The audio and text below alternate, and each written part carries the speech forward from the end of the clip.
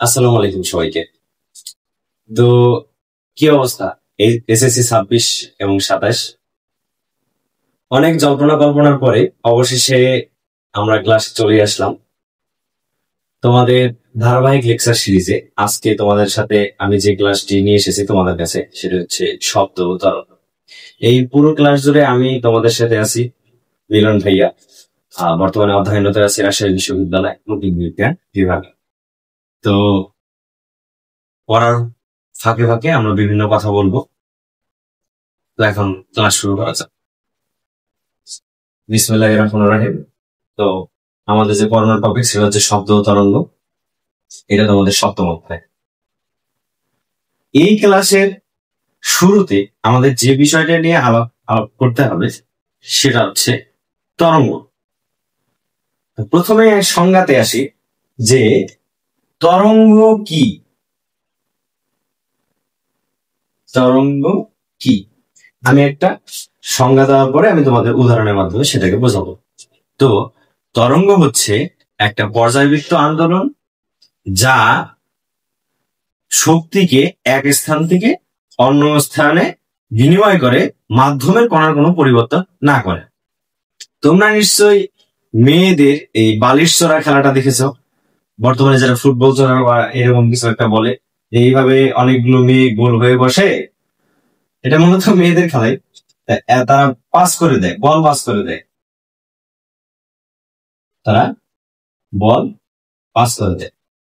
তো এই যে বল পাস করে দেয় সেক্ষেত্রে মেয়েরা কিন্তু সেখান থেকে উঠে যায় না, তারা তাদের জায়গায় থাকে, শুধু বলটা ঘুরতে থাকে। এর পরবর্তীতে প্রসেসে আমরা যাব না। তো তরঙ্গটা হচ্ছে সেরকম যে এটা একটা পর্যায়বৃত্ত আন্দোলন, মানে একটা নির্দিষ্ট সময় পর পর এই আন্দোলনটা ঘটে থাকে, যা শক্তিকে ঠিক এই মেয়েগুলো যদি হয় আমাদের পদার্থের কণা সমূহ, তাহলে মেয়েরাও স্থির, পদার্থের কণা সমূহ স্থির, পদার্থের কণা সমূহ স্থির থাকে। কিন্তু এই যে বল, এই যে ফুটবলটাকে পাস করা হয়, এই ফুটবলটা যেমন পাস করে একটা মেয়ে থেকে পরের মেয়ে, তারপরে এভাবে যেভাবে ঘুরে আসে, একইভাবে ওই শক্তিটাও এক কণা থেকে আরেক কণায় যায়। এইভাবেই মানে এই পর্যায়বৃত্ত আন্দোলনের মাধ্যমে বস্তুর কণা স্থির থাকে, কিন্তু শক্তি এক জায়গা থেকে অপর জায়গায় স্থানান্তরিত হয়। এই প্রক্রিয়াটা হচ্ছে তরঙ্গ। তাহলে আমরা তরঙ্গর সংজ্ঞা কি দিব? যে পর্যায়বৃত্ত আন্দোলন এক স্থান থেকে অন্য স্থানে সঞ্চালিত হয় কিন্তু মাধ্যমে কণাগুলো স্থানান্তরিত হয় না, তাকে বলা হচ্ছে তরঙ্গ। এই তরঙ্গকে আবার দুই ভাগে ভাগ করা হয়।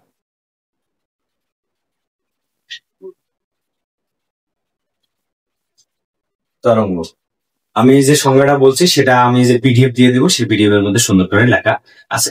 তরঙ্গ হচ্ছে দুই প্রকার, এক হচ্ছে অনুদৈর্ঘ্য, দুই নম্বর হচ্ছে অনুপ্রস্থ। এই অনুদৈর্ঘ্য যে তরঙ্গটি আছে সেটি মূলত সংযোজন এবং প্রসারণের মাধ্যমে যাবে। তোমরা এখানে একটা চিত্র দেখতে পারতেছো, এই চিত্রটা আমরা এখানে আর্ট করি যে ঘন, এরপরে পাতলা, ঘন, এরপরে পাতলা। তাহলে যে তরঙ্গ সমূহ উৎসের অভিলম্ব বরাবর যাবে, অভিলম্ব বরাবর মনে করো এই যে সংকোচন হচ্ছে প্রসারণ হচ্ছে, সংকোচন হচ্ছে প্রসারণ হচ্ছে, এভাবে যাবে, সেটা হচ্ছে অনুদৈর্ঘ্য তরঙ্গ। আর দ্বিতীয়টি হচ্ছে অনুপ্রস্থ তরঙ্গ। এটা যদি মাধ্যমের উৎসের সাথে অবিলম্ব হয় তাহলে একে বেঁকে যাবে, সাপ যেমন যায় না, এটা তো লম্ব বরাবর গেল, সংকোচন প্রসারণ, অনুদৈর্ঘ্য যেটা সংকোচন প্রসারণ করে সামনের দিকে এগিয়ে যাবে। আর এই যে অনুপ্রস্থ, এটা কি করবে, এই উৎসের যে লম্ব আছে তার সাথে একবার বামে একবার ডানে, একবার বামে একবার ডানে, একবার বামে একবার ডান, এভাবে যাবে। এটা হচ্ছে অনুপ্রস্থ, অর্থাৎ প্রস্থ বরাবর এগিয়ে যাবে, এটা হচ্ছে অনুপ্রস্থ তরঙ্গ। তো এরপরে আমরা দেখবো পূর্ণ স্পন্দন। তরঙ্গ সংশ্লিষ্ট একটি কণা একটি নির্দিষ্ট বিন্দু হতে আন্দোলন শুরু করে পুনরায় সেই বিন্দুতে ফিরে আসাকে বলা হয় পূর্ণ স্পন্দন।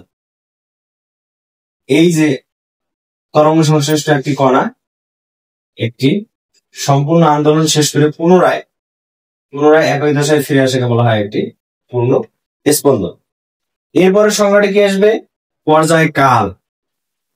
এই একটা পূর্ণ স্পন্দন সম্পূর্ণ করতে একটি তরঙ্গ সংশ্লিষ্ট কণার যেটুকু সময় লাগবে সেটা হচ্ছে তার পর্যায়কাল। এই পর্যায়কালকে এস দ্বারা প্রকাশ করা হয়। আমি যে সংজ্ঞাগুলো এখন বলতেছি এগুলো শুধু আমি বোঝানোর জন্য বলতেছি। এই সংজ্ঞাগুলো আমি তোমাদেরকে পিডিএফ দিয়ে দেবো, আমার পিডিএফ এর মধ্যে সুন্দর করে লেখা আছে। আচ্ছা, এরপরে হচ্ছে কম্পাঙ্ক। কম্পাঙ্ক জিনিসটা কি? আমরা প্রথমে বললাম পূর্ণ স্পন্দন, এরপরে বললাম পর্যায়কাল। 1 সেকেন্ডে যতগুলো পূর্ণ স্পন্দন সম্পন্ন হয় তাকে ওই তরঙ্গ সংশ্লিষ্ট কণার কম্পাঙ্ক বলা হয়। একে হার্টস বা পার সেকেন্ড দ্বারা প্রকাশ করা হয়। তো এইখানে আমরা যদি ধরি যে 1 সেকেন্ডের মধ্যে এ বিন্দু থেকে বি বিন্দু পর্যন্ত একটা পূর্ণ স্পন্দন সম্পন্ন করছে, তাহলে এটা যদি একটা এক্স কণা হয়, ধরলাম যে এটা তরঙ্গ সংশ্লিষ্ট একটা এক্স কণা, তাহলে এই এক্স কণাটি কম্পাঙ্ক হবে 1 হার্টস অথবা 1 পার সেকেন্ড।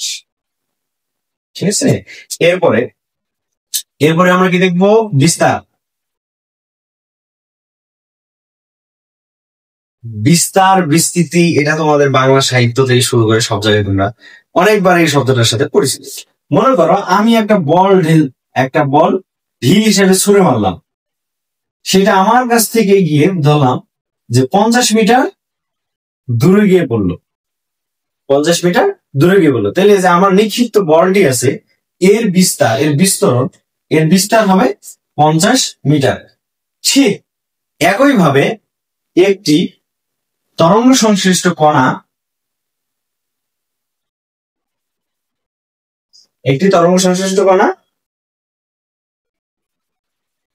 যে একটি পূর্ণ স্পন্দন সম্পন্ন করতে বা সংশ্লিষ্ট সময়ে সর্বোচ্চ যত দূরত্ব অতিক্রম করে তাকে তার বিস্তার বলা হয় উৎস থেকে। আচ্ছা, এরপরে আসবে দশা। এই যে আমি এখন স্থির হয়ে দাঁড়িয়ে আছি, আমার কোনো গতি আছে? নাই, আমার গতি কোনো গতি নেই। এটা হচ্ছে আমার দশা। আমি যখন হাঁটবো চলবো তখন আমার গতি হবে, এটা হচ্ছে আমার গতি দশা। তো দশাকে এভাবে সংজ্ঞায়িত করা হয়, যা দশা একটা প্রক্রিয়া ধরি, দশা একটা প্রক্রিয়া প্রসেস যা কোনো বস্তু গতি অবস্থা বর্ণনা করে। যেমন এই যে একটা তরঙ্গ সংশ্লিষ্ট একটা কণা ধরলাম এখানে স্থির আছে, চলতেছে না বা আগাচ্ছে না, এটা তার হচ্ছে শূন্য দশা বা স্থির দশা। যখন সে চলতে শুরু করলো তখন তার সেটা হলো গতি দশা। যেমন এখানে শূন্য দশা, আবার পুনরায় একটা পূর্ণ স্পন্দন শেষ করে এই যে শূন্য দশায় ফিরে আসলো, শূন্য দশা, তাহলে এখন তারা সমদশা সম্পন্ন হলো। এরপর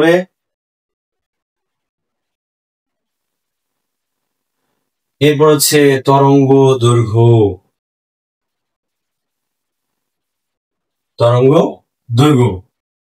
তাই কম্পনকালে তরঙ্গ সংশ্লিষ্ট কণাটি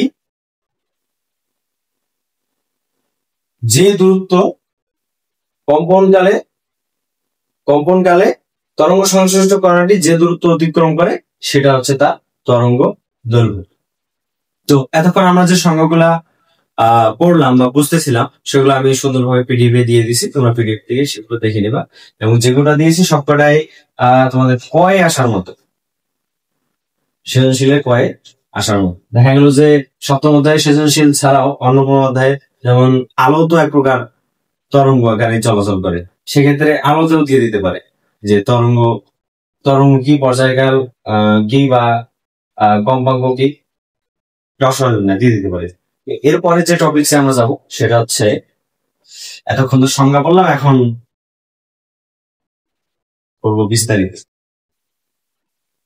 তো অনেক তো হলো সংজ্ঞার আলাপন, এবার একটু ম্যাথে আসা যায়। প্রথমেই আসবো আমরা তরঙ্গের বেগ। ওই যে প্রথমে বললাম যে তরঙ্গ কেমন কি, যে মেয়েদের ফুটবল খেলা দিয়ে দেখাইলাম। তা আমরা জানি যে একটা বস্তু সময়ের সাথে যদি অবস্থান পরিবর্তন করে তবে তার বেগ থাকবে।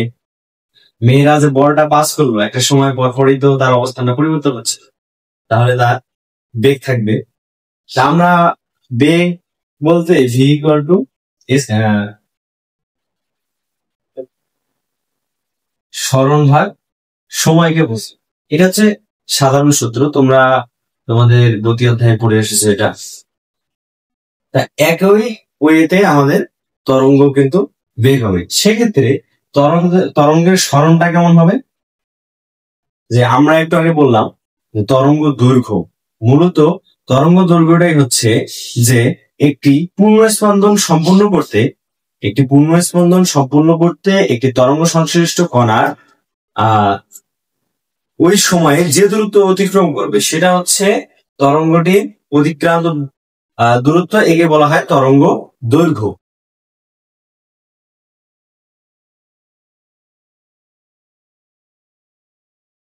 এটা হচ্ছে তরঙ্গ দৈর্ঘ্য, যাকে ল্যামডা দ্বারা প্রকাশ করা হয়। তরঙ্গ দৈর্ঘ্যকে ল্যামডা দ্বারা প্রকাশ করা হয়। এখন ভাইয়া তাহলে কোন সময়ের মধ্যে তাহলে এই এল দূরত্ব অতিক্রম করলো, সেটা হচ্ছে টি, ধরলাম। তাহলে এই তরঙ্গের বেগটা কি হবে,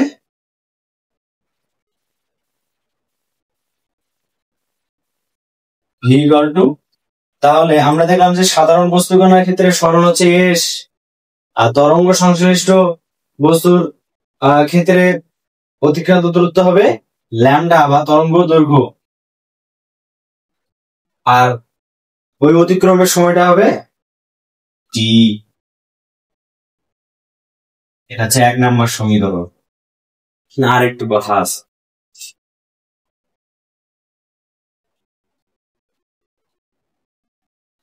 আর একটু কথা কি, একটু আগে আমরা আরেকটা জিনিস পড়ছিলাম, কম্পাঙ্ক। তরঙ্গ সংশ্লিষ্ট একটি কণা 1 সেকেন্ডে যতটি পূর্ণ স্পন্দন সম্পূর্ণ করে তাকে বলা হয় তার ফ্রিকোয়েন্সি বা কম্পাঙ্ক। যেহেতু আমরা এখানে বেগের হিসাব করব, বেগ যেহেতু একটা তুলনা, সেক্ষেত্রে আমাদের তো পুরোটাই লাগতেছে না। তাহলে আমরা বলতেছিলাম যে এখানে একটু কথা ভিন্ন হবে। ভিন্নটা কি, আমরা একটু আগে পড়ে আসলাম কি কম্পাঙ্ক, যে তরঙ্গ সংশ্লিষ্ট একটি কণা প্রতি সেকেন্ডে যতগুলো পূর্ণ স্পন্দন দিবে সেটা হচ্ছে তার কি কম্পাঙ্ক। ধরলাম যে টি সময়ে আমরা যে সংশ্লিষ্ট কণার বেগটা বের করতেছি, টি সময়ে তার স্পন্দন সংখ্যা হচ্ছে এতটি, অর্থাৎ 1 সেকেন্ডে হবে ইকুয়াল টু 1/tt। তাহলে আমরা কি জানি যে 1 সেকেন্ডে যখন কথা আসবে তখন সেটা কি হয়ে যাবে, কম্পাঙ্ক ফ্রিকোয়েন্সি ইকুয়াল টু 1/t। বুঝতে পারছো? তাহলে এটাকে যদি সমীকরণ 2 লিখি, 1 ও 2 হতে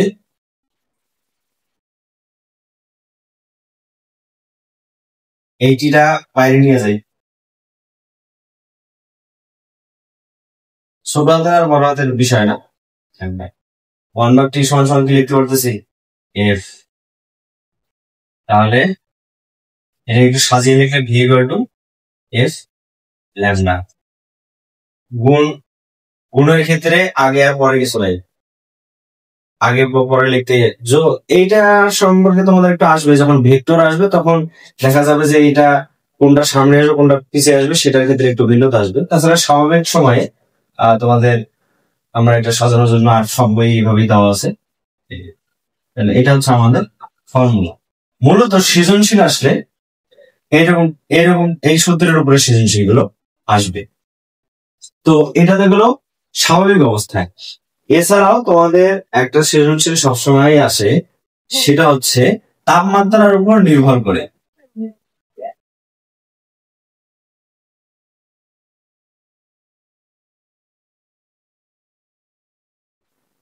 তাপমাত্রার উপর নির্ভর করে এক্ষেত্রে একটা সূত্র আমরা সবসময় পাই, সেটা হচ্ছে ভি থিটা ইকুয়াল টু হচ্ছে থিটা ইন্টু 0.6 প্লাস 330 বা 332। এখানে 330 বা 332 দুটাই দেওয়া থাকে। তোমাদের সৃজনশীল এটা সবসময় উল্লেখ করা থাকবে, যদি না থাকে তাহলে তোমরা 330 দিয়ে করে দিবা। বুঝতে পারছি? তো এটার আমরা একটু উদাহরণ দিলে বোধহয় ভালো হইতো। আমি একটা ম্যাপ তোমাদের জন্য রেডি করে রাখছি।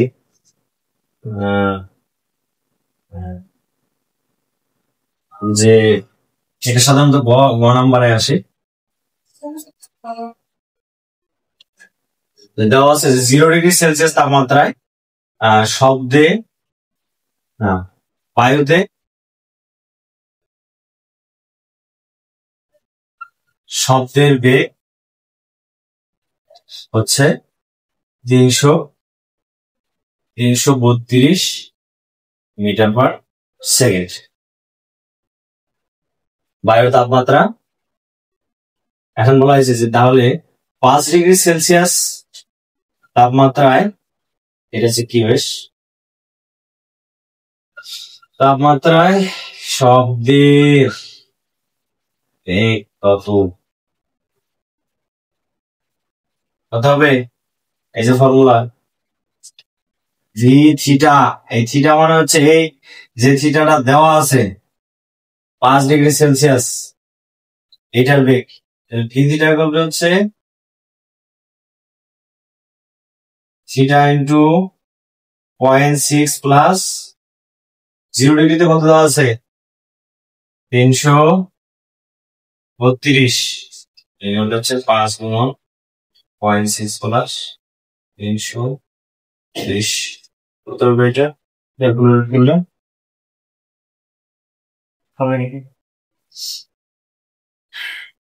ক্যালকুলেটর লাগবে না। 0.6 দিয়ে 5 দিয়ে গুণ করলে মূলত হয় 3 আর হচ্ছে 332 335 এটা আসছে।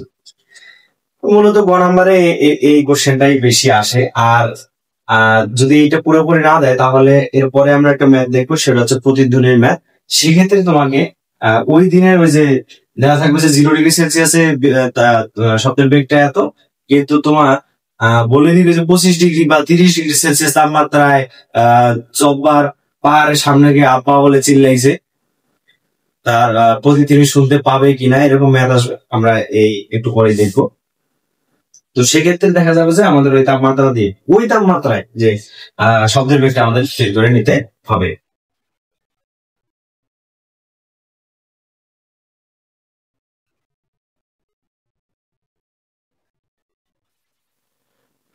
তো এখন যদি এই ক্লাসের ম্যাথমেটিক্যাল টপিকে যাই তাহলে ক্লাসটা অনেক বড় হয়ে যাবে।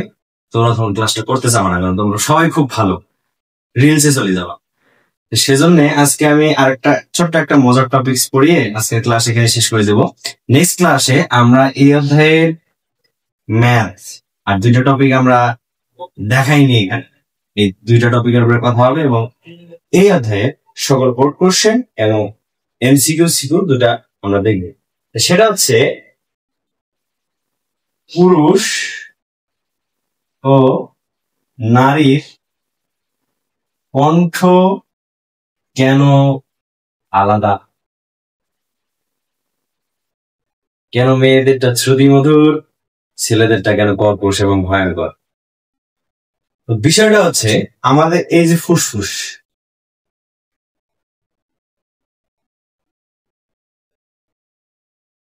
আমাদের ফুসফুসের মাথা থাকে ষড়যন্ত্র। এটা সেই আগরতলা ষড়যন্ত্র না, স্বর তৈরি করে যে যন্ত্র, সেই যন্ত্র ষড়যন্ত্র। তো এই ষড়যন্ত্র ভোকাল কর্ড, এই ভোকাল কর্ডে আমাদের যে বাতাস ফুসফুসে যায়, পুনরায় আমাদের শ্বসন কার্য সম্পূর্ণ করার পরে এই বাতাস কিন্তু পুনরায় বাইরে বেরিয়ে আসে। এই বেরিয়ে আসার সময় আমাদের প্রয়োজন মতো আমরা এই ভোকাল কর্ডকে আঘাত করে শব্দ তৈরি করি। এখন ছেলেদের ভোকাল কর্ড হচ্ছে শক্ত, তাই সেখানকার কম্পাঙ্ক কম। পুরুষের ভোকাল কর্ড শক্ত, কম্পাঙ্ক কম। যে বল বাউন্স করে কম, সে বল অধিক দূরত্বে যায়। ছেলেরা এক কথায় পাড়ি দিয়ে দেয়। এরা হচ্ছে কামান গোলা, বহুদূর গিয়ে পড়ে। মেয়েরা, এদের ভোকাল কর্ড নরম, কম্পাঙ্ক বেশি। যে জিনিস লাফায় বেশি, সেই জিনিস ওই দেখা যায় বেশি দূর যাওয়ার আগেই এনার্জি লস করে ফেলে। তাহলে ছেলেদের কণ্ঠ লাফায় কম, এক লাফে চলে যায়। এই জন্য পুরো শক্তিটা তার দূরত্ব অতিক্রমের ক্ষেত্রে ব্যবহৃত হয়। এই জন্য আমাদের ছেলেদের কণ্ঠগুলা একটু ব্যাপক আকারে শোনা যায়, আর মেয়েদের কণ্ঠ খুব নরম চিকন, ভোকাল কর্ডটা বেশি কাঁপতে থাকে, এই জন্য কম্পাঙ্ক বেশি, এই জন্য তাদের কণ্ঠটা হয় মিহি পাতলা। আরেকটা বিষয়, যার কম্পাঙ্ক বেশি তার আবার, যেমন মেয়েদের কম্পাঙ্ক বেশি, মেয়েদের আবার শব্দের যে শক্তিটা সেটাও বেশি। আমরা জানি মেয়েদের ভয়েসের কিরকম, একটা বাসায় মেয়েরাই মূলত, মায়েরাই তো মূলত প্রেসিডেন্ট হয়ে থাকে, বাবাদের কথা একটু কমই না হয়। তো যাই হোক, এটা একটা মজার টপিক ছিল। তো এটা আমার এতগুলো কথা বলার পিছনে উদ্দেশ্য হচ্ছে, তোমরা বোর্ড কোশ্চেন গুলা খেয়াল করে দেখবা প্রচুর পরিমাণে খ নাম্বারে আসে এই বিষয়টা, যে পুরুষদের তুলনায় নারীদের স্বর ক্ষীণ কেন হয়, মিহি কেন হয়। তো মোটামুটি এই ছিল সংজ্ঞা এবং স্পেশাল কিছু টপিক। আর মেইন যে ফর্মুলা দুটা সেটা আমরা করে দিয়েছি।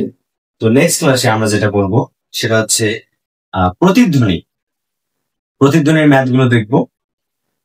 এছাড়াও তরঙ্গর বেগ, এসব আজকে তো শুধু ফর্মুলা দেখলাম, পরের দিনের সবকটার প্রয়োগ দেখবো। এছাড়াও আর একটা সর্বশেষ একটা টপিক থাকে, সেটা হচ্ছে সুরযুক্ত তরঙ্গ, সুরহীন তরঙ্গ, বেসুর তরঙ্গ, এক কথায় বাদ্যযন্ত্রের যে ক্রিয়া কৌশলগুলো সেগুলো আমরা সংক্ষেপে আকারে শেষ করব।